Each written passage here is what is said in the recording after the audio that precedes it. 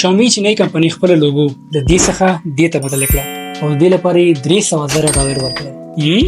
دومره فرق نه لري، مګر یوه دقیقه اصلي حقیقت دا دی چې دې کمپنۍ په 2021 کال کې کینیا هارا یو جاپاني قوي ډیزاینر هایر کړ او ورته وویل چې زمونږ د کمپنۍ دغه لوګو ریبرانډ کړه.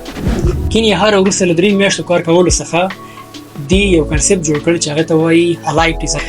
دې کنسپټ تر شا 3 خبرې دي. لومړی خبره دا چې دغه لوګو داسې یو حالت یې واړوله چې هغې ته وایي سوپر الیپس، یعنی داسې یو حالت چې هغه نه مربع ښکاري او نه دایره، او که چیرې لږ ورته ځیر شي نو هم دایره ده او هم مربع ده. د دایرې او مربع ترمنځ دغه منځنی حالت چې دوی انتخاب کړی دا دې لپاره دی چې دوی ټکنالوژي او طبیعت سره ونښلوي، ځکه دوی تولیدات ټکنالوژیکي شیان دي او د دوی پیرودونکي مشتریان انسانان.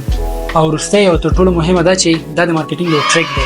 دې په واسطه دوی غواړي چې په بازار کې نوم وباسي او خلک ووایي چې هو شاومي کمپنۍ ډېر لږ توپیر سره خپله لوګو بدله کړه او دې لپاره یې $300,000 ورکړل، لکه څنګه چې موږ او تاسې پرې وغږېدو. نو که غواړئ دې ته ورته نورې ویډیوګانې وګورئ نو زموږ چینل سره فالو کړئ.